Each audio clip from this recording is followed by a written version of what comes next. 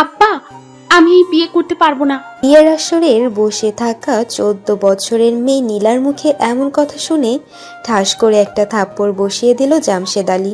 তুই বিয়ে করবি না মানে কি? তোকে এই বিয়ে করতেই হবে। আব্বা প্লিজ, এই বিয়েটা ভেঙে দাও। আমি এত তাড়াতাড়ি বিয়ে করতে চাই না।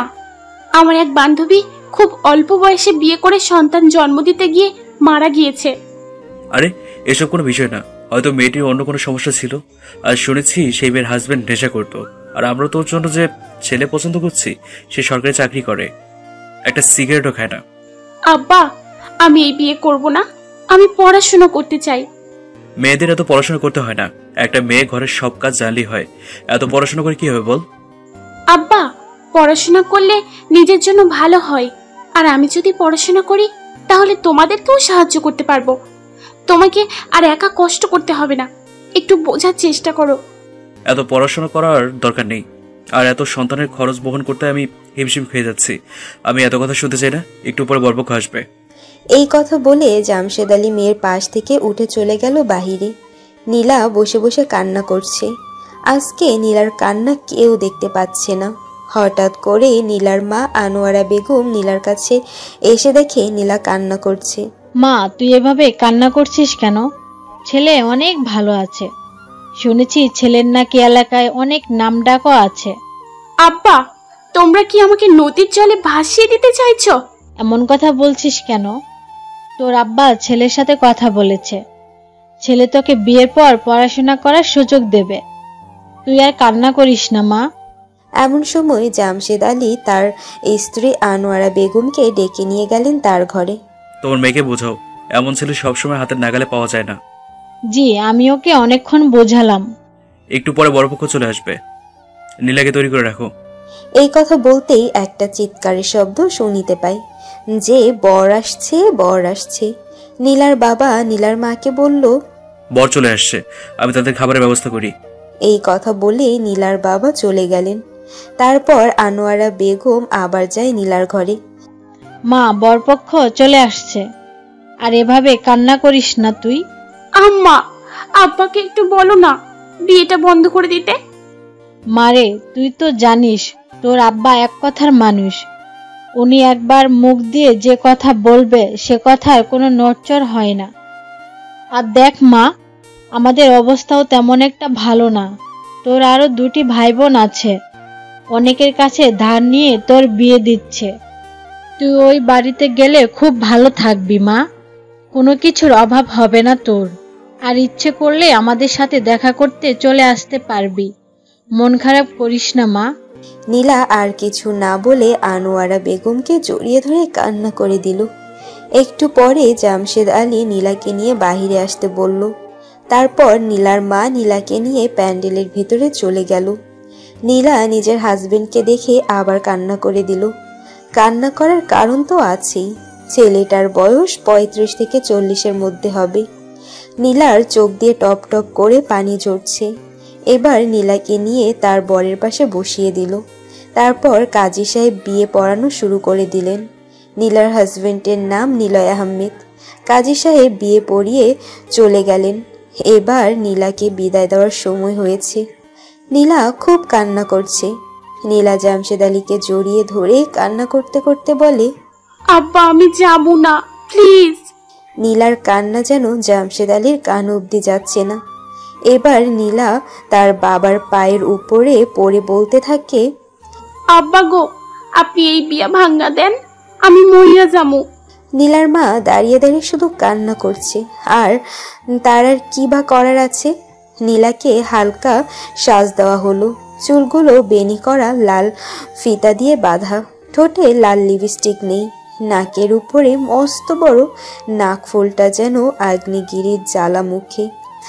মেয়েটির কাজল ধোয়া চোখের পানি কপাল গড়িয়ে পড়ছে। তার চোখের পানির মূল্য আজ কারোর কাছেই সে পাচ্ছে না। যে মেয়েটার খিদে পেলে কান্না করলে তার মা এগিয়ে এসে খাবার থাকলে খাবার এগিয়ে দিত, আর খাবার না থাকলে সান্ত্বনা দিত, সে মা আজ দাঁড়িয়ে শুধু চোখের পানি ফেলছে। এবার নীলা বাবাকে ছেড়ে মায়ের পায়ে সালাম করলো। নীলার আম্মা নীলাকে বুকে জড়িয়ে শব্দহীন কান্না করতে থাকে আর তাকিয়ে আছে জামশেদ আলীর দিকে। নীলার সে পুচকে ভাই বোনগুলো কান্না করছে। এবার নীলার নিজের ভাই বোনদের জড়িয়ে ধরে কান্না করে আর কপালে চুমু খেতে থাকে। বরপক্ষের একজন বলে ওঠে, অনেক দেরি হয়ে যাচ্ছে আমাদের, এবার যেতে হবে। তারপর নীলাকে নিয়ে যাওয়া হলো তার শ্বশুর বাড়িতে। অনেকেই নীলাকে দেখতে আসলো। নীলার চোখে তখনও পানি। দেখতে দেখতে রাত হয়ে আসলো। নীলাকে রেখে আসা হলো ফুল দিয়ে সাজানো একটা রুমের ভিতরে। নীলা একা একা সেই ঘরে বসে বসে কান্না করছে। হঠাৎ রুমের ভেতরে কারো আসার শব্দ শুনে চমকে উঠল। ঘুমটা না খুলে বুঝতে পারল তার স্বামী ঘরে ঢুকেছে। নীলাকে বারবার বলছে তার স্বামী ঘরে প্রবেশ করলে যেন তার পায়ে হাত দিয়ে সালাম করে, আর নীলা সেটাই করল।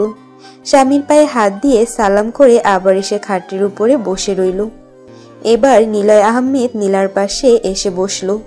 তারপর নীলার ঘোমটাটা খুলে নীলার নিষ্পাপ চেহারার দিকে তাকিয়ে সে আর নিজেকে কন্ট্রোল করতে পারল না, ঝাঁপিয়ে পড়ল নীলার উপরে। নীলা অসহায় হয়ে তার কাছে নিজের সব কিছু বিলিয়ে দিল।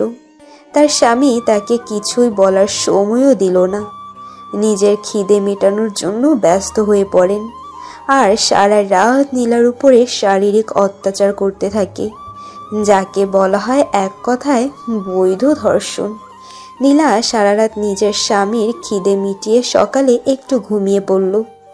ভালো করে ঘুম হওয়ার আগেই তার শাশুড়ি এসে নীলার ঘুম ভেঙে দেয়। যেখানে মানুষ নতুন বউয়ের সাথে ভালো ব্যবহার করে, সেখানে নীলার সাথে খারাপ ব্যবহার দিয়ে তার নতুন জীবনের নতুন দিন শুরু হলো। এই যে নবাবজাদি এখনো দেখে শুয়েই আছে, বাসায় যে এত কাজ পড়ে আছে সেই কাজ কে করবে?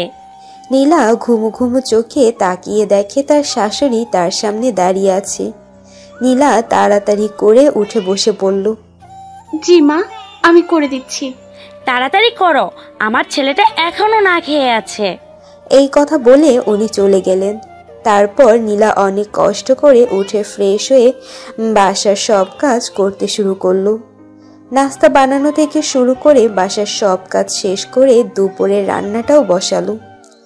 রান্নাবান্না শেষ করে দুপুরে গোসল করে। সবাইকে খাওয়া দাওয়া করিয়ে নিজে যখন খেতে বসবে তখন দেখে ভাত আছে, কিন্তু কোনো তরকারি নেই।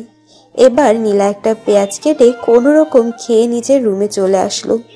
শরীর খুব ক্লান্ত হয়ে আছে নীলার, তাই সে একটু রেস্ট করার জন্য খাটের উপরে শুয়ে পড়ল। এমন সময় নীলার স্বামী রুমে আসলো। ক্লান্ত শরীর নিয়ে খাটের উপরে শুয়ে আছে নীলা। এমন সময় তার স্বামী নিলয় রুমে প্রবেশ করেন, সাথে দরজাও বন্ধ করে দেন। নীলা তার ক্লান্ত শরীর নিয়ে আবার তার স্বামীকে খুশি করার কাজে ব্যস্ত হয়ে যায়। নীলার চোখ বেয়ে পানি পড়ছে, কিন্তু সেটা নিলয়ের চোখে পড়ছে না। তার কারণ যেহেতু সুখের রাজ্যে বাস করছে। এবার নিলয় উঠে ফ্রেশ হতে চলে যায়। নীলা খাটের উপরে বসে বসে কান্না করতে থাকে। একইভাবে চলতে থাকে নীলার দিন আর রাত। বিয়ে ঠিক কিছুদিন পরে নীলা নিলয়কে বলল, আমার আব্বা আম্মার কথা খুব মনে পড়ছে, তাদের সাথে দেখা করতে ইচ্ছে করছে খুব। আপনি যদি অনুমতি দেন তাহলে আমি আমার বাপের বাড়ি যেতে চাই। নিলয় রাগী কণ্ঠে বলে উঠল, কেন? ওই বাড়িতে কে আছে তোর? নাকি তোর কোনো নাগর আছে তার সাথে দেখা করতে হবে? কি বলছেন আপনি এসব? আসলে আব্বু আম্মার কথা খুব মনে পড়ছে, তাই যেতে চাইছি। যেতে হবে না। এই কথা বলেই নিলয় চলে গেল। নীলা খাটের উপরে বসে কান্না করতে থাকে। একটু পরে অন্য ঘর থেকে নীলার শাশুড়ি ডাক দিল, জি মা, বলুন। আমাকে একটু চা বানিয়ে দাও তো, আদা বাড়িয়ে দেবে, গলাটা খুব ব্যথা করছে। ঠিক আছে মা, আমি এক্ষুনি বানিয়ে দিচ্ছি। তারপর নীলা চা বানাতে গিয়ে দেখে ঘরে আদা নেই। আদা ছাড়াই চা বানিয়ে নিয়ে গেল। নীলার শাশুড়ি চা মুখে নিয়ে আবার বের করে ফেলে দিয়ে বলল, এটা কি চা? কেন মা, কি হয়েছে? আবার জিজ্ঞেস করে কি চাইছে? আর চায়ে আদা নাই, আর এত নুনটা কেন চা? আসলে মা, আদা নেই ঘরে, আর লবণ একটু বাড়িয়ে দিয়েছি গলা ব্যথা কমার জন্য। তোমার চা তুমিই খাও। এই কথা বলে নীলার শাশুড়ি চায়ের কাপ ছুঁড়ে ফেলে দিল। নীলা চায়ের কাপ মাটি থেকে উঠিয়ে মন খারাপ করে তার ঘরে চলে গেল। একটু পরেই নিলয় ফোন নিয়ে এসে নীলাকে বলল, তোমার আম্মা কল দিয়েছে, কথা বলে নাও। নিলয় নীলার হাতে ফোন দিয়ে বাইরে চলে গেল। কেমন আছিস মা? আমি তো খুব ভালো আছি। তোমরা সবাই কেমন আছো? আমরা সবাই ভালো আছি। তোর গলাটা এমন শোনাচ্ছে কেন? কই না তো, আমি ঠিক আছি। মায়ের কাছে লুকাতে পারবি না কোনো কিছু। আমি বুঝতে পারছি তুই কান্না করছিস। কি হয়েছে মা, আমাকে বল। তোমাদেরকে খুব মিস করছি। কতদিন হয়ে গেল তোমাদের দেখতে পাচ্ছি না। তোর আব্বা কাল যাবে তোকে দেখতে। নীলার মায়ের মুখে কথাটা শুনে খুব খুশি হয়ে গেল। তারপর তারা আরো কিছুক্ষণ কথা বলে ফোন রেখে দিল। একটু পরে নিলয় এসে ফোন নিয়ে আবার বাইরে চলে গেল। নিলয় তেমন একটা নীলার সাথে কথা বলে না। পরের দিন জামশেদ আলী নীলার শাশুড়ি বাড়ি আসলো মিষ্টি নিয়ে। বাসার সামনে এসে দরজার কলিং বেল চাপ দিতেই নীলার শাশুড়ি এসে দরজা খুলে দিল। বিআই সাহেব কেমন আছেন? জি আলহামদুলিল্লাহ ভালো আছি। তা বেন সাহেবা, আপনি কেমন আছেন? আমিও ভালোই আছি, ভিতরে আসুন। তারপর তারা বাসার ভিতরে প্রবেশ করলো। বেন সাহেবা, জামাইকে দেখতে পাচ্ছি না কেন, আর নীলাকেও দেখতে পাচ্ছি না। নীলয় তো অফিসে চলে গেছে, আর বৌমা মনে হয় নিজের রুমেই আছে। দাঁড়ান, আমি ডেকে দিচ্ছি। বৌমা, এদিকে আসো, তোমার আব্বা আসছে। নীলা কথাটা শুনেই দৌড়ে জামশেদ আলীর সামনে এসে তাকে জড়িয়ে ধরে কান্না করে দিল। কেমন আছেন আব্বা? আলহামদুলিল্লাহ ভালোই আছি। তুই কেমন আছিস মা? আমিও ভালো আছি। নীলার শাশুড়ি এবার বলল, বৌমা, বিয়ের জন্য নাস্তার ব্যবস্থা করো। জি মা, আমি এক্ষুনি যাচ্ছি। নীলার শাশুড়ি নীলার সাথে এখন খুব ভালোভাবে আচরণ করছে। নীলার বাবাকে দেখাচ্ছে এইসব যে তার মেয়েকে কতটা সুখে রেখেছে তারা। কিন্তু জামশেদ আলী তো কিছুই জানে না এই মানুষগুলো ঠিক কেমন। বেন, আমি নীলাকে কিছুদিনের জন্য আমাদের বাড়িতে নিয়ে যেতে চাই, আপনি যদি অনুমতি দেন। বিআই সাহেব, আসলে কি বলবো, বাসায় তো নিলয়ও নেই, আমি কি করে অনুমতি দেব? আচ্ছা বৌমা, আরো কিছুদিন থাকুক, তারপর না হয় নিলয় বৌমাকে নিয়ে ঘুরে আসবে। ঠিক আছে। এমন সময় নীলা নাস্তা নিয়ে আসলো। তারপর সবাই নাস্তা খেয়ে নিল। নীলা নীলার বাবাকে বলল, আব্বা আজকে থেকে যাও, কাল যাবে, ঠিক আছে? না রে মা, বাড়িতে অনেক কাজ হচ্ছে, অন্য একদিন এসে থেকে যাব। জামশেদ আলী তার মেয়ের মাথায় হাত বোলাতে বোলাতে কথাটা বলল। এবার নীলার শাশুড়ি ভালো সাজার জন্য বলল, আরে বেয়াই, বৌমা যখন বলছে থেকে যান, একদিনেরই তো ব্যাপার। না, আরেকদিন এসে থেকে যাব। আজকে তাহলে আমি উঠি, যাই রে মা, ভালো থাকিস। বেন, আমার মেয়েটাকে দেখে রাখবেন। বিআই সাহেব কি যে বলেন না, নীলা কি শুধু আপনার মেয়ে? আমারও তো মেয়ে, তাই না? আপনাকে কোনো চিন্তা করতে হবে না। খুশি মনে জামশেদ আলী বেরিয়ে চলে গেল। এবার নীলার শাশুড়ি নিজের আসল রূপ ধরল। বাবার সামনে এত ন্যাকামি করে কান্না করার কি ছিল? নীলা কিছু না বলে মাথা নিচু করে কান্না করছে। হঠাৎ নীলার শাশুড়ির চোখ পড়ল মিষ্টির উপরে। মিষ্টিগুলো কম দামি হওয়াতে নীলার সামনে ছুঁড়ে ফেলে দিয়ে নীলাকে নানা রকমভাবে অপমান করতে থাকে। নীলা মাথা নিচু করে সব হজম করে নিল। একটু পরে নিজের রুমে গিয়ে কান্না করতে থাকে। একইভাবে কেটে গেল প্রায় 2 মাস। এই 2 মাসে নীলাকে অনেক অত্যাচার সহ্য করতে হয়েছে। নিলয় এর মধ্যে বেশ কয়েকবার নীলার গায়েও হাত তুলেছে। 2 মাস পর নীলার শাশুড়ি নীলাকে বলল তরকারি গরম করে রাখতে। তো নীলা তরকারি গরম করতে গিয়ে মাথা ঘুরে পড়ে যায়। নীলার পড়ে যাওয়ার শব্দ শুনে নীলার শাশুড়ি দৌড়ে গিয়ে দেখে নীলা মাটিতে পড়ে আছে। নীলার শাশুড়ি কোনোরকম ভাবে নীলাকে খাটের উপরে শুয়ে দিয়ে নিলয়কে ফোন দিয়ে বলে একটা ডাক্তার নিয়ে আসতে। নিলয় কিছুক্ষণ পর একটা ডাক্তার নিয়ে আসে। ডাক্তার নীলাকে ভালো করে দেখে নিলয়কে বলল, কংগ্রাচুলেশনস নিলয়, তুমি বাবা হতে চলেছ। নিলয় কথাটা শুনে অনেক খুশি হয়ে গেল। এর মধ্যে নীলার জ্ঞান ফিরছে। নীলাও কথাটা শুনতে পেল। নীলার ঠোঁটের কোণে এক চিমটি হাসি ফুটে উঠল। ডাক্তার বলল, ওনাকে দিয়ে কোনো ভারী কাজ করাবেন না, এই সময় ওনার খেয়াল রাখতে হবে বেশি বেশি। ডাক্তার, এসব নিয়ে আপনাকে ভাবতে হবে না, আমিও সন্তানের মা, আমি জানি সব কিছুই কখন কি করতে হবে। তা হয়তো ঠিক, তবে আমার যেটা দায়িত্ব সেটা আমাকে বলতে তো হবেই। তবে এত তাড়াতাড়ি বাচ্চা নেওয়াটা ঠিক হয়নি। ডাক্তার, চলুন আপনাকে এগিয়ে দিয়ে আসি। হুম। তারপর ডাক্তারকে নিয়ে নিলয় বাসা থেকে বের হয়ে চলে গেল। নীলা নিজের রুমে শুয়ে থাকে। একটু পরে নীলার শাশুড়ি নীলার রুমে আসলো। নীলা অসুস্থ শরীর নিয়ে শুয়ে আছে। তখন নীলার শাশুড়ি নীলার রুমে এসে দেখে নীলা শুয়ে আছে। তুমি এখন শুয়ে আছো, বাসার সব কাজ কে করবে? বাসা যে এত নোংরা হয়ে আছে, এসব কি তোমার বাবার বাড়ির লোক এসে পরিষ্কার করে দিবে নাকি? তারা করে দেবে কেন মা? আসলে মাথাটা এখনো ঘুরছে, তাই শুয়ে আছি। আর নাটক করতে হবে না, তাড়াতাড়ি উঠে সব পরিষ্কার করে নাও। ঠিক আছে মা, আপনি যান, আমি আসছি। তারপর নীলার শাশুড়ি চলে গেল। নীলা এবার উঠে সব কিছু পরিষ্কার করে আবার নিজের রুমে চলে আসে। এমন সময় সব মেয়ে চায় সবার বাপের বাড়ি থেকে ঘুরে আসতে। নীলারও মনে সেটাই হচ্ছে, কিন্তু কাউকে বলার সাহস পাচ্ছে না। রাতের খাবার খেয়ে নীলা শুয়ে আছে। এমন সময় নিলয় রুমে এসে শুয়ে পড়ল। কিছুক্ষণের মধ্যে নিলয় ঘুমিয়ে যায়। নীলা এবার নিলয়ের ফোন হাতে নিয়ে উঠে বেলকনিতে চলে যায়। রাত তখন প্রায় 12টা ছুঁই ছুঁই। নীলা এবার তার বাবাকে ফোন দিল। অনেকক্ষণ পরে জামশেদ আলী ফোন রিসিভ করলো। মা, কেমন আছিস তুই? বড়লোক পরিবারে বিয়ে দিয়েছেন, ভালো তো থাকবই। আম্মা কই? শুয়ে আছে, কথা বলবি নাকি? আম্মাকে ডেকে দিন। তারপর জামশেদ আলী তার স্ত্রীকে ডেকে দিল। তারপর নীলা তার মায়ের সাথে কথা বলতে থাকে। নীলা খুশির খবরটা তার মাকে বলে। তিনি শুনে অনেক খুশি হয়ে গেল। কিছুক্ষণ পরে ফোন রেখে দেয় নীলা।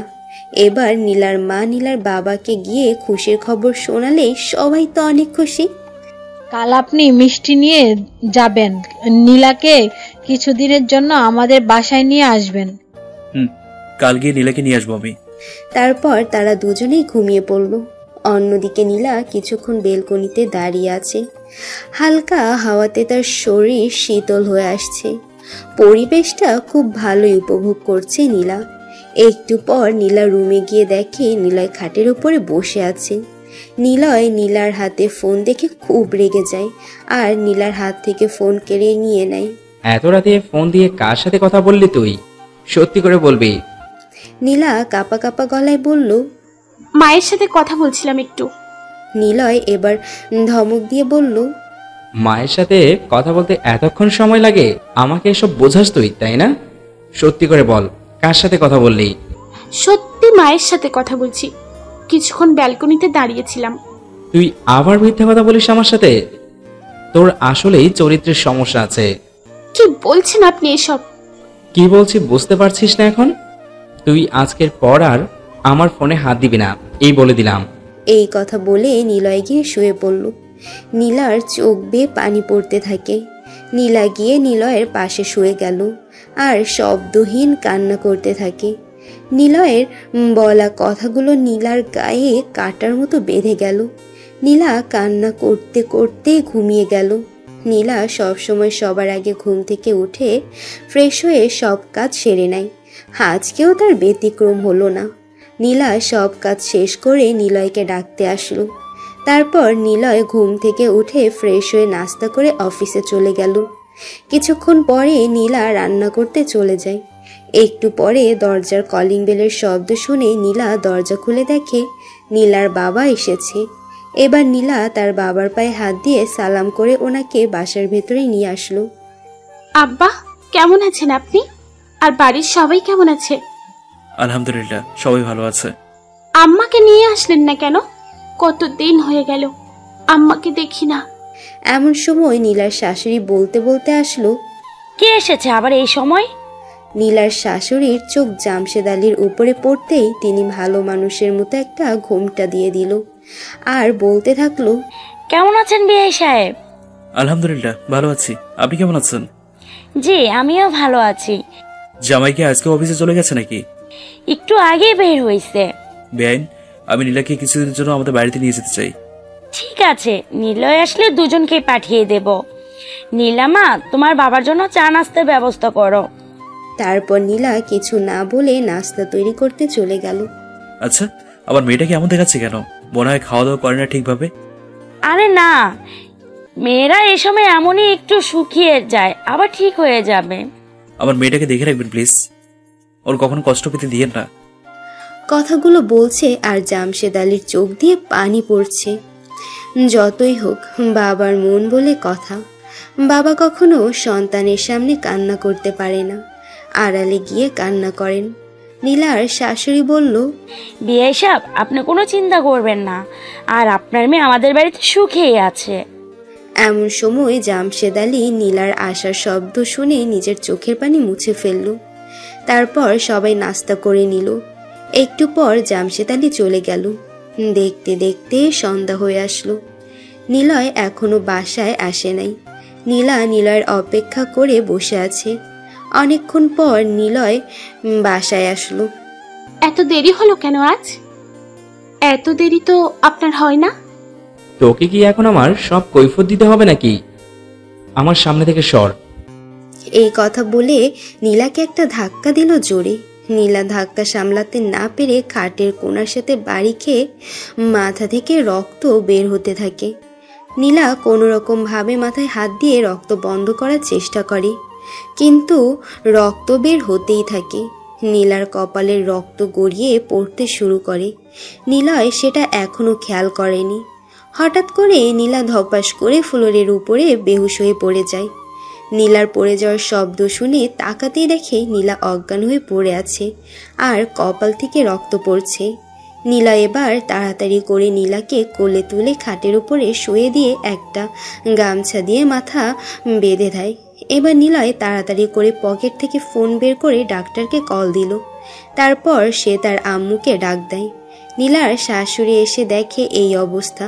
এবার তিনি নীলয়কে বলল, কিরে, এটা কি হলো? নীলয়ের শরীর দিয়ে ঘাম বের হতে থাকে। ঘাম মুছতে মুছতে বলে, আমি নীলাকে রাগের মাথায় একটা ধাক্কা দিয়ে দিয়েছি, তারপর এই অবস্থা। আমি বুঝতে পারিনি এমন কিছু হয়ে যাবে। এবার নীলার শাশুড়ি নীলার মাথার পাশে এসে বসে আর নীলাকে ডাকতে থাকে। নীলামা, কথা বলো। নীলার মুখ থেকে কোনো কথা বের হচ্ছে না। একটু পরে ডাক্তার চলে আসে। তারপর ডাক্তার ভালো করে মাথা ব্যান্ডেজ করে দেয়। একটু পরে নীলার জ্ঞান ফিরে আসে। ডাক্তার নীলাকে প্রশ্ন করলো, এসব কি করে হলো? নীলা পাশে তাকিয়ে দেখে নিলয় মাথা নিচু করে দাঁড়িয়ে আছে। আসলে পা স্লিপ করে পড়ে মাথায় আঘাত লেগেছে। নীলার কথা শুনে এবার নিলয় নীলার মুখের দিকে তাকিয়ে রইল। আপনাকে না বলছি সাবধানে থাকতে। এই সময় দেখুন, এতে বাচ্চার সমস্যা হতে পারে। কিছু হবে না, সমস্যা নেই। এবার থেকে দেখে চলাফেরা করবেন আর ওষুধগুলো টাইম মতো খাবেন। তারপর ডাক্তার চলে গেল। কিছুক্ষণ পরে নীলার শাশুড়ি নীলার রুমে এসে দেখে নীলা শুয়ে আছে। এবার তিনি নীলাকে ডেকে ঘুম থেকে উঠালো। মা, কিছু লাগবে? রাতের খাবার তো এখনই তৈরি করা হলো না। রাতে কি খাবে সবাই? আচ্ছা মা, আমি রান্না করে দিচ্ছি, আপনি যান। এইদিকে নিলয় বেলকনিতে দাঁড়িয়ে সব দেখছে, কিন্তু সেও কিছু বলছে না। নিলয় ইচ্ছে করলেই অনেক কিছুই বলতে পারে, কিন্তু সে দাঁড়িয়ে শুধুই দেখে যাচ্ছে। নীলার শাশুড়ি নীলার রুম থেকে বের হয়ে চলে গেল। একটু পরে নীলা অসুস্থ শরীর নিয়ে রান্না করতে চলে যায়। রাতের খাবার রেডি করে সবাই খাবার খেয়ে যে যার রুমে চলে গেল। নীলা নিজের খাবার খেতে বসলো, কিন্তু মাথা ব্যথার কারণে সে খাবার খেতে পারছে না। নীলা সামান্য খাবার খেয়ে নিজের রুমে চলে গেল। রুমের ভেতরে গিয়ে দেখে নিলয় ঘুমিয়ে পড়ছে। এবার নীলা নিলয়ের পাশে গিয়ে শুয়ে পড়ে। ঘুমানোর সাথে সাথে ঘুমের দেশে হারিয়ে যায় নীলা। মধ্যরাতে কারো হঠাৎ করে নিলয়ের ঘুম ভেঙে যায় কারো গোঙানির শব্দে। নিলয় ঘুমো ঘুমো চোখে তাকিয়ে দেখে নীলা কেমন করছে। এবার নিলয় নীলার কপালে হাত দিয়ে দেখে নীলার শরীর জ্বরে পুড়ে যাচ্ছে। নিলয় নীলাকে এমন অবস্থায় দেখে খুব মায়া হলো। নিলয় কি করবে বুঝতে পারছে না। নিলয় এবার তার মায়ের রুমে গিয়ে তার মাকে ডাক দিয়ে বলল, মা, নীলার শরীর জ্বরে পড়ে যাচ্ছে, কি করব? একটু আসো তো প্লিজ। আরে একটু তো জ্বর আসছে, এমনই ঠিক হয়ে যাবে।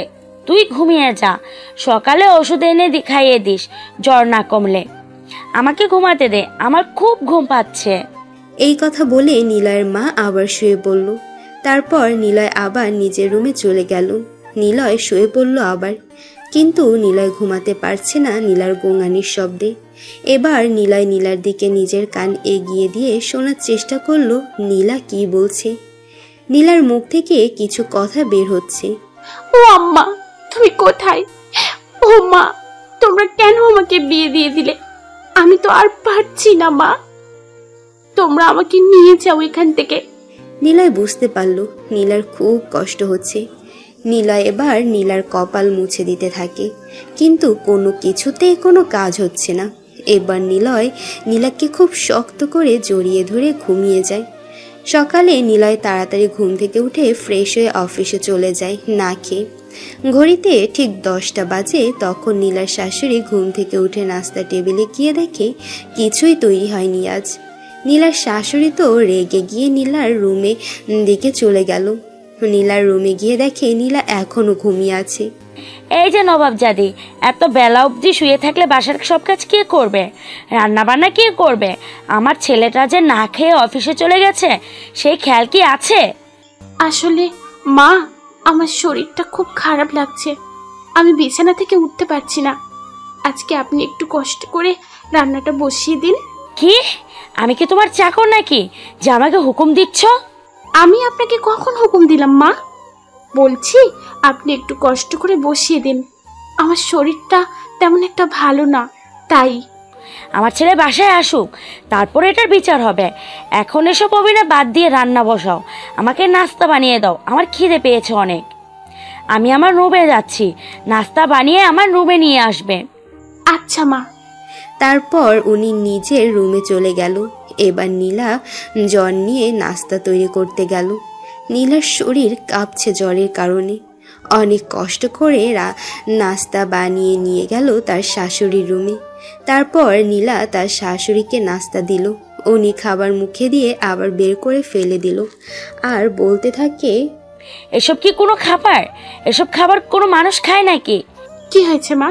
খাবারে কি কোনো সমস্যা হয়েছে? সমস্যা হয়েছে মানে কি? আমাদের কি ঘরে কি লবণ নাই নাকি? একটুও তো মনে হয় লবণ দাওনি। আসলে মা জ্বরের মুখে কিছু বুঝতে পারিনি, তাই সমস্যা হয়েছে। আচ্ছা, আমি আবার নাস্তা বানিয়ে দিচ্ছি। এই কথা বলে নীলা আবার নতুন করে নাস্তা বানিয়ে তার শাশুড়িকে দিল। এবার তিনি নাস্তা করে শুয়ে পড়ল। নীলা অনেক কষ্ট করে বাসার সব কাজ শেষ করলো। কাজ শেষ করে নিজের রুমে চলে গেল। দুপুর হতেই নীলার জ্বর আরও বেড়ে গেছে। নীলা এবার তার শাশুড়ির রুমে গিয়ে বলল নিলয়কে একটা ফোন দিতে। ফোন দিয়ে যেন বলে নীলার জন্য কিছু ওষুধ নিয়ে আসতে। সন্ধ্যার পরে নিলয় বাসায় ফিরে আসলো, সাথে করে নীলার জন্য ওষুধ নিয়ে আসছে। নিলয় নিজের হাতে নীলাকে ওষুধ খাইয়ে দিল। একটু পরে নিলয়ের মা নিলয়ের রুমে আসে। নিলয়, কি করিস তুই? কিছু না, তুমি কি কিছু বলবে? তোর সাথে আমার কিছু কথা আছে। কি কথা? আগে বল, আমি কি তোর বাড়ির কাজের চাকর নাকি? কাজের চাকর হতে যাবে কেন তুমি? কি হয়েছে সেটা বলো। সকালে তোর বউকে বলছি নাস্তা বানিয়ে দিতে, সে উল্টো আমাকে হুকুম দিয়ে বলে আমি যেন নিজের নাস্তা নিজে বানিয়ে খাই। সে নাস্তা বানিয়ে দিতে পারবে না, এই কথা বলে ঢং করে কান্না করে দিল। এটা দেখে নিলয়ের রাগ উঠে গেল। নিলয় রাগ করে কাউকে কিছু না বলে বাসা থেকে বের হয়ে চলে গেল। একটু পরে নীলার শাশুড়িও বের হয়ে চলে গেল। নীলার শাশুড়ি এসব বলার কারণটা ক্লিয়ার করি। তো চলুন ফ্ল্যাশব্যাক থেকে ঘুরে আসি। ফ্ল্যাশব্যাক। নিলয় যখন বাসায় ঢুকছে তখন নিলয়ের হাতে কিছু খাবার আর ওষুধ ছিল, যেগুলো নীলার জন্য আনা হয়েছে। এগুলো নিয়ে আসতে নীলার মা দেখে ফেলে আর নিলয়ের পেছনে আসতে থাকে আর আড়াল থেকে সব দেখে। নীলা ওঠো, তোমার জন্য কিছু খাবার আর ওষুধ নিয়ে আসছি। আমার খেতে ইচ্ছে করছে না। ইচ্ছে না করলেও খেতে হবে তোমাকে। এবার নিলয় নীলাকে যত্ন করে উঠে বসালো আর নিজ হাতে খাবার খাইয়ে দিতে থাকে। এসব নিলয়ের মা আড়াল থেকে দেখতে পাচ্ছে। তার খুব হিংসা হতে থাকে। এবার নিলয় নীলাকে যত্ন করে খাইয়ে দেয়। তারপর ওষুধ খাইয়ে দিয়ে নীলার কপালে একটা ভালোবাসার পরশ এঁকে দেয়। তারপর নীলাকে ঘুমাতে বলে। নীলার প্রতি নিলয়ের ভালোবাসাটা যেন নিলয়ের মায়ের সহ্য হচ্ছে না। এবার উনি নিলয়ের রুমে চলে আসে। তারপরে সব তো আপনারা জানেন। এবার বাস্তবে ফিরে আসি। রাত প্রায় 12টা বাজে, কিন্তু নিলয় এখনো বাসায় ফিরে আসলো না। কই গেল নিলয়? নীলা অসুস্থ শরীর নিয়ে নিলয়ের অপেক্ষা করে বসে আছে, কিন্তু নিলয়ের কোনো খোঁজ নেই। এবার নীলা তার শাশুড়ির রুমে গিয়ে বলে নিলয়কে একটা কল দিতে। তারপর তিনি নিলয়কে কয়েকবার কল দিল, কিন্তু কল রিসিভ হচ্ছিল না। আরও কয়েকবার কল দেয়, তাও সেম অবস্থা। এইদিকে নীলা খুব ভয় পাচ্ছে। এবার নীলার শাশুড়ি নীলাকে বলল, তোমার জন্য আজ আমার ছেলে বাড়ি থেকে চলে গেছে রাগ করে। যদি আমার ছেলে কিছু হয়ে যায়, দেখবে আমি তোমার কি হাল করি। নীলা চুপ হয়ে দাঁড়িয়ে শুধু চোখের পানি ফেলছে। বিনা দোষে মেয়েটাকে অনেক কথা শুনতে হয়। নীলার শাশুড়ি আবার বলল, নাকি কান্না করতে হবে না, আমার সামনে থেকে তুমি যাও। নীলা কিছু না বলে নিজের রুমে চলে যায় আর কান্না করতে থাকে। একটু পরে দরজার শব্দ শুনে সবার রুম থেকে বের হয়ে দেখে নিলয় বাসায় ফিরে আসছে। নিলয়ের মা নিলয়ের দিকে এগিয়ে গিয়ে বলল, বাবা, এতক্ষণ তুই কই ছিলি? তোকে ফোন দিচ্ছি, ফোনও ধরিস নাই। নিলয় কিছু না বলে নিজের রুমে চলে যায়। নীলা নিলয়কে জিজ্ঞেস করলো, আপনি কোথায় চলে গিয়েছিলেন? যেখানে ইচ্ছা গেছি। আমার ভালো লাগছে না, আমাকে একটু একা থাকতে দাও। খাবার খাবেন না আপনি? না, খাবো না, খিদে নেই আমার। না খেলে আপনার শরীর খারাপ করবে। আপনি বসুন, আমি খাবার নিয়ে আসছি। এই কথা বলে নীলা নিলয়ের জন্য খাবার নিয়ে আসতে চলে যায়। একটু পরে নিলয়ের জন্য খাবার নিয়ে নিলয়ের সামনে দিতেই নিলয় খাবার ছুঁড়ে ফেলে দেয়। রাগী কণ্ঠে নীলাকে বলতে থাকে, তুই কি আমার বাংলা কথা বুঝিস না নাকি?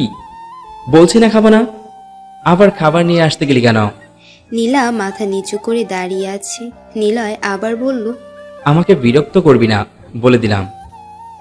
আমি আমার মতো চলবো, কোনো কিছুতেই আমার উপরে কথা বলতে আসলে ভালো হবে না। আমি এখন ঘুমাবো। এই কথা বলে নিলয় অন্যদিকে ফিরে ঘুমিয়ে যায়। এবার পড়ে যাওয়া খাবারগুলো তুলে জায়গাটা পরিষ্কার করে নীলাও শুয়ে যায়। দেখতে দেখতে আর 5 মাস কেটে যায়। এই 5 মাসে অনেক অত্যাচার সহ্য করেছে নীলা। নীলার পেটের সন্তান ধীরে ধীরে বেড়ে উঠছে। 5 মাস পর নীলার এখন কাজ করতেও কষ্ট হয়। তারপরও নীলাকে দিয়ে সব কাজ করায়। নিলয় অফিস থেকে এসে দেখে নীলা রুমে নেই। নিলয় কয়েকবার নীলার নাম ধরে ডাকলো, কিন্তু নীলার কোনো শব্দ না পেয়ে নিলয় রুম থেকে বের হয়ে পুরো বাড়ি খুঁজতে থাকে। একটা সময় নিলয় ছাদের উপরে গিয়ে দেখে নীলা ছাদের উপরে দাঁড়িয়ে আছে। তুই ছাদের উপরে দাঁড়িয়ে কি করিস? তোকে আমি পুরো বাড়ি খুঁজে বেড়াচ্ছি না? বাতাসটা খুব ভালো লাগছে, তাই এসে দাঁড়িয়ে রইলাম। আপনি কখন আসলেন? দেখ, তুই এভাবে সিঁড়ি দিয়ে ওঠানামা করলে আমার সন্তানের সমস্যা হয়ে যাবে। আমার সন্তানের যদি কিছু হয় তখন দেখিস। তুই মরে যা দরকার হলে, আমার সন্তানের যেন কোনো সমস্যা না হয়। এই কথা বলে নিলয় আবার চলে গেল। একটু পরে নীলা নিজের রুমে চলে গেল। খাবার খেয়ে নিজের রুমে শুয়ে গেল। এইভাবে কেটে গেল আরো কয়েক মাস। নীলা এখন 9 মাসের গর্ভবতী। 9 মাসের বাচ্চা পেটে রেখে এখনো দিনের পর দিন নীলাকে একটা কাজের মেয়ের মতো থাকতে হচ্ছে। যে মেয়েকে রেস্টে থাকার দরকার, সেই মেয়েকে দিয়ে বাসার সব কাজ করাচ্ছে। ঘর ঝাড়ু দেওয়া শুরু করে সব কাজ করতে হচ্ছে। আজকে নীলার শরীর আগের থেকে বেশি খারাপ হয়ে গেছে। অন্য ঘর থেকে নীলার শাশুড়ি নীলাকে ডাক দিয়ে বলল, জামা কাপড় ভিজিয়ে রাখা আছে, ওই সব যেন ধুয়ে দেয়। তারপর নীলা জামা কাপড় ধুতে গিয়ে বসতেও অনেক কষ্ট হচ্ছে, কিন্তু কী বা করার আছে। তাকে কষ্ট পেলেও সব কাজ করতে হবে। এবার নীলা সব জামা কাপড় ধুয়ে সে ছাদের উপরে গিয়ে জামা কাপড় রোদে দিয়ে নিজের রুমে চলে আসে। দেখতে দেখতে বিকেল হয়ে আসে। আকাশে আবার মেঘ জমেছে। আকাশটা কালো মেঘে ঢেকে গেছে। এবার নীলার শাশুড়ি নীলার রুমে আসলো। বৌমা, তুমি এখনো শুয়ে আছো? আকাশের অবস্থা দেখছো? একটু পরেই তো বৃষ্টি নামবে মনে হচ্ছে। জামা কাপড় এসব তো নিয়ে আসতে হবে নাকি? মা, আমার শরীর আগের থেকে অনেক বেশি খারাপ হয়ে গেছে। মাথাটাও কেমন যেন ঘুরছে। এমন ভাব করছো মনে হয় আমি সন্তান জন্ম দেইনি কখনো। এসব বাদ দিয়ে জামা কাপড় নিয়ে আসো, না হলে সব ভিজে যাবে। এবার নীলা উঠে ছাদের উপরে গিয়ে সব জামা কাপড় নিয়ে সিঁড়ি দিয়ে নামতে গিয়ে মাথা ঘুরে পা স্লিপ করে একটা চিৎকার দিয়ে সিঁড়ি থেকে গড়িয়ে পড়ে যায়। নীলার চিৎকার শুনে নীলার শাশুড়ি এসে দেখে নীলা ফ্লোরের উপরে গোড়াগড়ি খাচ্ছে আর মাগো বলে চিৎকার দিচ্ছে। বৌমা, কি হয়েছে তোমার? নীলা কিছু না বলে কান্না করেই যাচ্ছে পেটে হাত দিয়ে। এবার নীলার শাশুড়ি দৌড়ে গিয়ে নিলয়কে কল দিয়ে তাড়াতাড়ি বাসায় আসতে বলল। নীলার এমন অবস্থা দেখে নীলার শাশুড়ি অনেক ভয় পেয়ে যায়। কিছুক্ষণের মধ্যে নিলয় বাসায় চলে আসে। এসে দেখে নীলা পেটে হাত দিয়ে কান্না করছে। নীলা শাশুড়ি নীলার পাশে বসে আছে আর নীলার মাথায় হাত বুলিয়ে দিচ্ছে। নীলা, কি হয়েছে তোমার? বেশি কষ্ট হচ্ছে নাকি তোমার? নীলা নিজের ঠোঁটে ঠোঁট চাপ দিয়ে পেটের উপরে হাত দিয়ে ব্যথা সহ্য করার চেষ্টা করছে। এবার নীলার মা বলল, বাবা, তুই হাসপাতালে ফোন দিয়ে বল একটা অ্যাম্বুলেন্স পাঠাতে। নিলয় সাথে সাথে ফোন দিল। কিছুক্ষণের মধ্যে একটা গাড়ি তাদের বাসার সামনে চলে আসে। বাহিরে অনেক বৃষ্টি হচ্ছে। নিলয় নীলাকে কোলে তুলে অ্যাম্বুলেন্সের মধ্যে নীলাকে শুয়ে দিল। নিলয় আর নিলয়ের মা অ্যাম্বুলেন্সের মধ্যে উঠে বসে। নীলার ব্যথা ধীরে ধীরে বেড়ে যাচ্ছে। নীলা ব্যথার যন্ত্রণায় মামা বলে চিৎকার দিচ্ছে। নিলয় এবার নীলার মাথায় হাত রাখলো আর এক হাত দিয়ে নীলার হাত শক্ত করে ধরে রাখে। নীলা, আর একটু অপেক্ষা করো, আমরা পৌঁছে গেছি, সব ঠিক হয়ে যাবে। আমি আর পারছি না, আমার খুব কষ্ট হচ্ছে। কিছুক্ষণের মধ্যে তারা হাসপাতালে পৌঁছে যায়। তারপর নীলাকে একটা কেবিনে শিফট করা হলো। তারপর ডাক্তার ভিতরে ঢুকে সবাইকে বাইরে পাঠিয়ে দিল। ডাক্তার নীলাকে দেখে বাইরে আসে। তারপর নিলয় আর তার মা ডাক্তারের সামনে এসে জিজ্ঞেস করে, ডাক্তার, রোগীর কি অবস্থা বুঝলেন? ডাক্তার নিলয়কে উদ্দেশ্য করে বলল, আপনি রোগীর কি হন? আমি রোগীর হাজব্যান্ড। ও আই সি, রোগীর এই অবস্থা কি করে হলো? ছাদের উপর থেকে জামা আনতে গিয়ে পা স্লিপ করে সিঁড়ি থেকে পড়ে গেছে। ডাক্তার কথাটা শুনে রেগে গিয়ে বলল, আপনারা কেমন মানুষ, হ্যাঁ? আপনারা কি মেয়েটার দিকে খেয়াল রাখতে পারেন নাই? আর মেয়েটার যে অবস্থা দেখতে পাচ্ছি, মনে হচ্ছে মেয়েটাকে দিয়ে আপনারা অনেক খাটান। মেয়েটার শরীর পুরো দুর্বল। এবার নিলয়কে ডাক্তার বলল, আপনি কেমন হাজবেন্ড যে নিজের স্ত্রীর খেয়াল রাখতে পারেন না? ডাক্তারের কথা শুনে নিলয় আর নিলয়ের মা মাথা নিচু হয়ে গেল। ডাক্তার আবার বলল, রোগীর অবস্থা খুব খারাপ, বাচ্চার অবস্থা তেমন একটা ভালো না, যা করার তাড়াতাড়ি করতে হবে। এই কথা বলে ডাক্তার চলে গেল। এর মধ্যে নিলয় নীলার বাসায় ফোন দিয়ে বলে দিয়েছে নীলাকে হাসপাতালে নিয়ে আসছে। কিছুক্ষণের মধ্যে নীলার আব্বা আম্মা চলে আসে হাসপাতালে। এসে দেখে নিলয় আর নিলয়ের মা বসে আছে। নীলার আম্মা নিলয়ের কাছে এসে বলতে থাকে, বাবা, আমার মেয়েটা কেমন আছে? ডাক্তার দেখছে। বাবা, নীলার তো মাত্র 9 মাস হলো, তাহলে এত তাড়াতাড়ি ব্যথা কিভাবে শুরু হয়ে গেছে? ও কি আঘাত পেয়েছে কোনোভাবে? তারপর নিলয় নীলার আম্মাকে সব বলল। নীলার আম্মা এসব শুনে কান্না করে দিল। জামশেদ আলী তার স্ত্রীকে সান্ত্বনা দিতে এসে বলল, কান্না করো না, নীলার কিচ্ছু হবে না। আপনি চুপ থাকেন, আপনার জন্য এত কিছু হয়েছে। আজ আমার মেয়েটা মরতে বসেছে। আমার মেয়ের যদি কিছু হয়ে যায়, আপনাকে আমি ছাড়ব না। জামশেদ আলীর মুখ দিয়ে কিছুই বের হচ্ছে না। তিনি তো নীলার ভালোর জন্য বিয়ে দিয়েছেন। একটু পরে ডাক্তার আসলো আবার। সবাই ডাক্তারের কাছে এগিয়ে গেল। ডাক্তার, ডাক্তার, আমার মেয়ের এখন কি অবস্থা? অবস্থা অনেক খারাপ। একে তো বয়সও অনেক কম, আবার সিঁড়ি থেকে পড়ে গিয়ে বাচ্চা আঘাত পেয়েছে। এখন আমাদের হাতে একটা রাস্তা আছে, হয়তো বাচ্চাকে বাঁচানো যাবে, না হয় বাচ্চার মাকে। এখন আপনারা বলুন। ডাক্তার, আপনি আমার স্ত্রীকে বাঁচিয়ে দেন প্লিজ। আমার বাচ্চার দরকার নেই। আমি আপনার কাছে হাত জোড় করছি। আমি ওর সাথে অনেক অন্যায় করছি। ওকে আমি অনেক অবহেলা করেছি। প্লিজ ডাক্তার, ওকে আপনি বাঁচিয়ে দিন। ঠিক আছে, আমরা চেষ্টা করব। আমরা দুজনকেই বাঁচানোর চেষ্টা করব, বাকিটা আল্লাহর হাতে।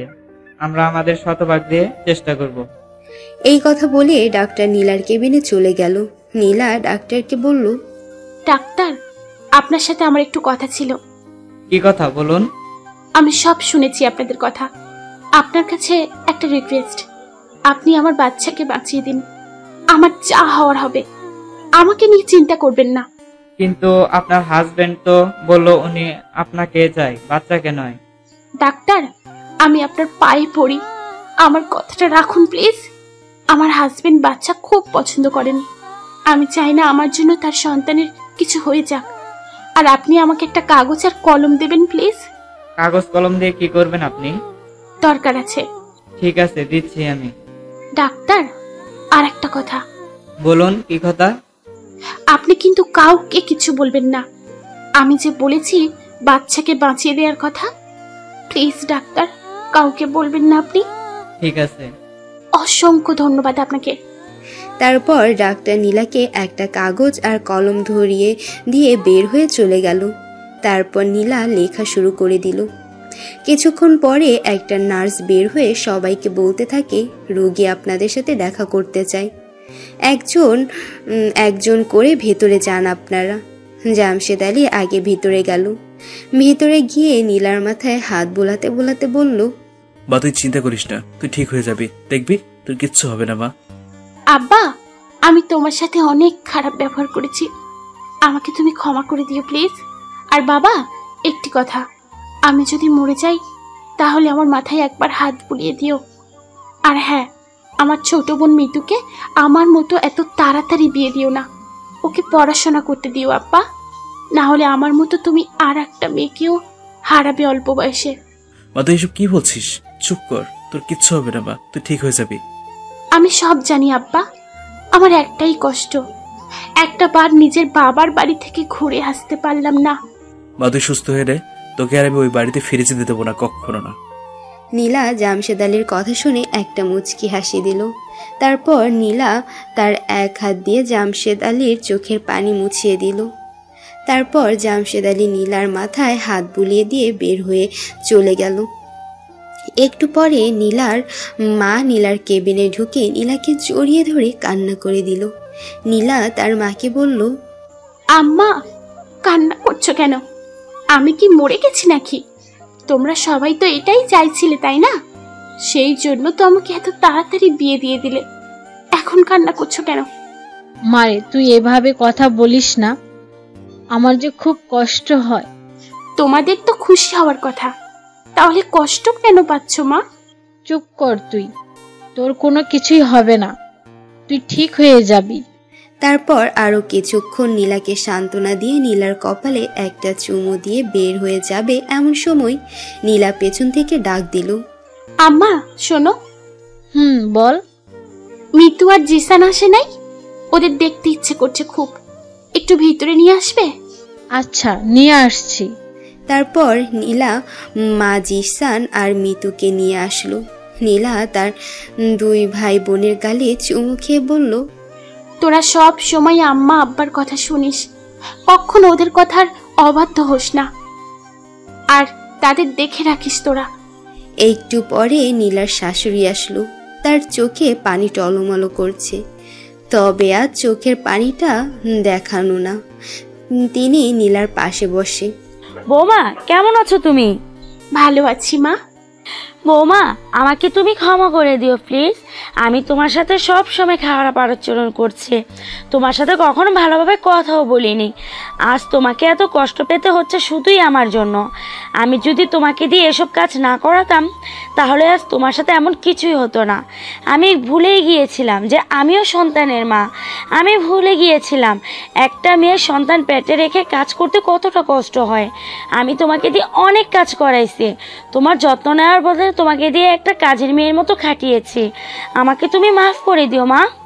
মা, আপনি আমার কাছে ক্ষমা চেয়ে আমাকে লজ্জা দিচ্ছেন কেন? আপনি আমার গুরুজন, আমার জন্য দোয়া করবেন। আর মা, আর একটা কথা, আমি যদি মরে যাই আপনার ছেলেকে আর একটা বিয়ে করাবেন, আর সেই বউয়ের সাথে এমন আচরণ করবেন না, সবাই আমার মতো হবে না। বৌমা, তুমি এসব কি বলছো? ডাক্তার বলছে তোমার কিছুই হবে না, তুমি আবার আমাদের মাঝে আগের মতো ফিরে আসবে। আমি আর তোমাকে কোনো দিন কাজ করাবো না, সবসময় নিজের মেয়ের মতো রাখবো। অনেক দেরি হয়ে গেছে মা, আমার সময় খুব কম। আমি নামাজ পড়ে আল্লাহর কাছে 2 হাত তুলে চাইবো তোমাকে, আল্লাহ তোমাকে আমাদের কাছে ফিরিয়ে দেবে। তারপর নীলার শাশুড়িও বের হয়ে চলে গেল। নিলয় দেয়ালে হেলান দিয়ে দাঁড়িয়ে আছে। নিলয়ের মা নিলয়কে বলল, বাবা যা, বৌমা তোকে ডাকছে। নিলয় নিজের চোখের পানি মুছে নীলার কেবিনের ভেতরে ঢুকে নীলার দিকে তাকিয়ে আবার নিজের চোখ সরিয়ে নিল। নিলয় কিছুতেই নীলার চোখে চোখ রেখে কথা বলতে পারছে না। নিজের কাছে নিজেকেই আজ খুব অপরাধী মনে হচ্ছে। এবার নিলয় নীলার দিকে এগিয়ে যেতে থাকলো। নীলার পাশে চুপ করে বসে রইল নিলয়। নীলা এবার নিলয়কে বলল, কিচ্ছু বলবেন না আপনি, আজকে শেষবারের মতো আমাকে বকা দিন, আর হয়তো কখনো আমাকে বকতে পারবেন না। নীলা, কি বলছো সব তুমি? তোমার কিচ্ছু হতে দেব না আমি। আমাকে তুমি ক্ষমা করে দিও নীলা। আমি যদি তোমার পাশে থাকতাম আজ, তাহলে তোমাকে এত কষ্ট পেতে হতো না। আমি তো তোমাকে সবসময় অবহেলা করে গেছি, কখনো ভালোবাসতে পারি নাই, শুধু তোমাকে ব্যবহার করে গেছি। আজ নিজের কাজে নিজেকে বড্ড অপরাধী মনে হচ্ছে। কেন আপনি নিজেকে অপরাধী মনে করছেন? আমার ভাগ্য খারাপ ছিল, এতে আপনার কি দোষ ছিল? নীলা, আমাকে তুমি ক্ষমা করে দিও প্লিজ। আপনি কেন আমার কাছে ক্ষমা চেয়ে আমাকে অপরাধী করছেন? আপনার উপরে আমার কোনো রাগ অভিমান নেই, আমার শুধু একটাই কষ্ট, কখনো আপনার বুকে মাথা রেখে ঘুমাতে পারলাম না। আমি যদি মরে যাই, আমাকে একবার আপনার বুকে জড়িয়ে নিন প্লিজ। নীলা, এসব কি কথা বলছো তুমি? বলছি না কিচ্ছু হবে না তোমার। আমি তো আছি, আমি তোমাকে আমার বুকে আগলে রাখবো সারা জীবন। আমাকে একটু আপনার বুকে জড়িয়ে নেবেন প্লিজ। এবার নিলয় নীলাকে একটা টান দিয়ে নিজের বুকে জড়িয়ে ধরল। কিছুক্ষণ এইভাবে থাকার পরে নিলয় নীলাকে আস্তে করে শুয়ে দিল। নীলার অপারেশনের টাইম ঠিক করা হয়ে গেছে। রাত 9টায় নীলার অপারেশন শুরু হবে। ডাক্তার একটা কাগজ নিয়ে সবার সামনে আসে, সবার থেকে সিগনেচার নিচ্ছে। নিলয় ডাক্তারকে বলল, ডাক্তার, দেখবেন কারোর যেন কোনো ক্ষতি না হয় প্লিজ। আমরা আমাদের মতো চেষ্টা করব। মা ও বাচ্চা দুজনেই ঝুঁকিতে আছে, আমরা যে কোনো একজনকে বাঁচাতে পারবো। তারপর ডাক্তার চলে গেল। কিছুক্ষণ পরে ঘড়িতে 9টা বাজতেই ডাক্তার অপারেশন রুমে গিয়ে অপারেশন শুরু করে দিল। বাকি সবাই অপারেশনের রুমের সামনে দাঁড়িয়ে আছে। নিলয় দেয়ালে হেলান দিয়ে চুপ করে দাঁড়িয়ে আছে। অনেকক্ষণ হয়ে গেল, কিন্তু এখনো কোনো খবর আসলো না। সবার চিন্তা বেড়েই যাচ্ছে। তারপর অনেকক্ষণ পর ডাক্তার বের হয়ে আসলো। নিলয় ডাক্তারকে বের হতে দেখে তাড়াতাড়ি ডাক্তারের কাছে ছুটে চলে আসলো। ডাক্তার, নীলা ঠিক আছে তো? ডাক্তার কিছু না বলে চুপচাপ করে দাঁড়িয়ে আছে। ডাক্তার, কিছু তো একটা বলুন, চুপ করে থাকবেন না please. Sorry, she is dead. I am sorry, I could not save your wife despite many attempts. ডাক্তারের কথা শুনে নিলয় ধপাস করে ফ্লোরের উপরে বসে গেছে, মাথায় হাত দিয়ে। ডাক্তার আবার বলল, আমরা অনেক চেষ্টা করছি মা ও সন্তানকে বাঁচিয়ে দেওয়ার জন্য, কিন্তু পারলাম না। বাচ্চা সুস্থ আছে, কিন্তু বাচ্চার মা, আই এম সরি। এই কথা বলে ডাক্তার চলে গেল। সবাই কান্নাকাটি শুরু করে দিয়েছে। আর নীলার আম্মা জামশেদ আলীকে জড়িয়ে ধরে কান্না করছে। নিলয় নিশ্চুপ হয়ে বসে আছে। নিলয়ের মা নিলয়ের মাথায় হাত রাখতে একটা ঝটকা দিয়ে হাত সরিয়ে দিল। নিলয়ের মা এবার বলল, বাবা তুই শক্ত হ, তুই এমন করিস না। নিলয় এবার রাগী চোখে তার মায়ের দিকে তাকিয়ে বলল, সবকিছুই তোমার জন্য হয়েছে। তোমাকে মা বলে ডাকতেও আজ আমার ঘৃণা হচ্ছে। আজ নীলা আমাদের মাঝে থাকতো শুধু তোমার জন্য। আজ আমি নীলাকে হারিয়ে ফেলেছি।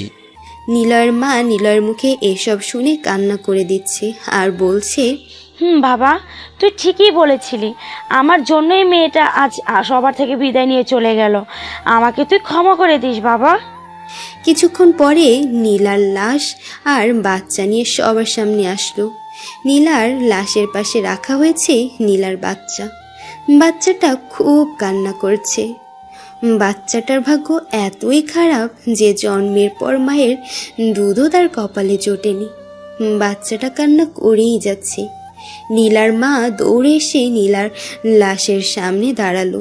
নীলার লাশ সাদা কাপড় দিয়ে ঢেকে রাখা হয়েছে। এবার নীলার মা নীলার মুখের উপর থেকে সাদা কাপড়টা সরিয়ে নীলাকে জড়িয়ে ধরে কান্না করে দিল। সবার চোখ থেকে পানি বের হচ্ছে।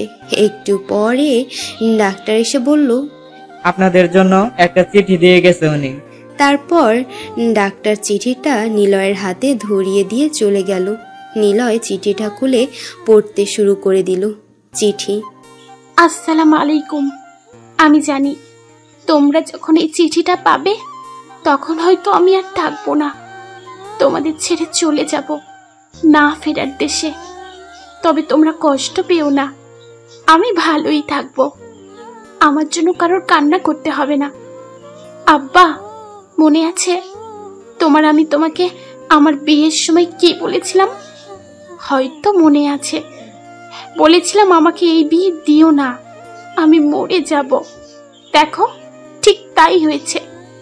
আব্বা, তুমি এখন কান্না করছো কেন? একদম কান্না করবে না। আমার মাথায় একটু হাত বুলিয়ে দিও। আর একটা কথা, আমার ছোট্ট ভাই বোনদের দেখে রেখো, আম্মার খেয়াল রাখবেন। আম্মা, মনে আছে আমি যখন খুব ছোট ছিলাম খিদে লাগলেই কান্না করতাম, আর তুমি আমার কান্না থামাতে অনেক কিছুই করতে।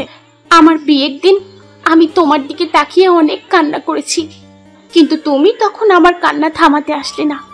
জানো আম্মা, তখন আমার অনেক কষ্ট হয়েছিল।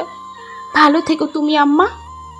মা, আপনাকে আমি আমার নিজের মায়ের মতো সম্মান করতাম, নিজের মা মনে করতাম, কখনো শাশুড়ি মনে করিনি। আমার সবকিছুই আমি মুখ বুঝে সহ্য করতাম। জানেন মা, আজ না আমার খুব ভালো লাগছে। আজ থেকে আমাকে আর কোনো কষ্ট পেতে হবে না। চলে যাচ্ছি সবার থেকে আমি অনেক দূরে। মা, আপনার জন্য আমার সন্তানকে রেখে যাচ্ছি।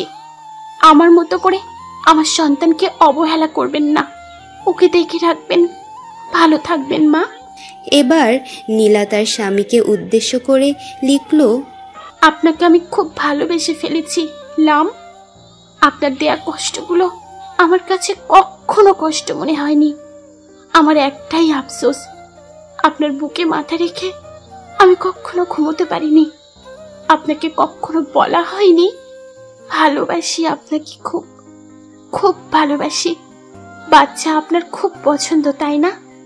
বাচ্চাকে রেখে গেলাম। আমার সন্তানকে মানুষের মতো মানুষ করবেন, ওকে কখনো কষ্ট পেতে দেবেন না প্লিজ। ওকে কখনো অবহেলা স্বীকার করবেন না।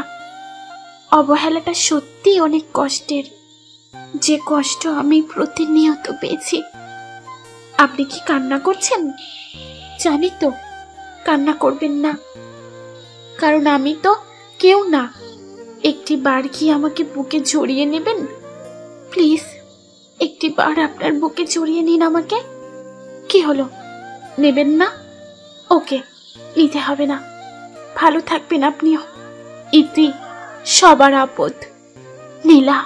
নিলয় চিঠিটা পড়ে শেষ করে নীলাকে জড়িয়ে ধরে চিৎকার করে কান্না করতে থাকে আর বলতে থাকে, নীলা, এইভাবে আমাকে একা করে দিয়ে চলে যেতে পারলে? তোমাকে ভালোবাসার জন্য আমাকে একটু সুযোগও দিলে না। এত অভিমান তোমার। একটিবার চোখ খোলো নীলা, প্লিজ একটিবার চোখ খোলো। একটিবার তোমাকে ভালোবাসার সুযোগ দাও। আর কখনো কষ্ট পেতে দেব না নীলা। নিজের বুকে আগলে রাখবো সব সময়। প্লিজ নীলা, একটিবার কথা বলো না। প্লিজ প্লিজ প্লিজ প্লিজ নীলা, একটিবার কথা বলো। যে চলে যায় না ফেরার দেশে, তাকে শতবার ডাকলে কি সে ফিরে আসে? নীলা তো চলে গেছে সবাইকে মুক্তি দিয়ে। সে আর কি করে চোখ খুলবে? সে তো চিরতরেই নিজের চোখ বন্ধ করে নিয়েছে।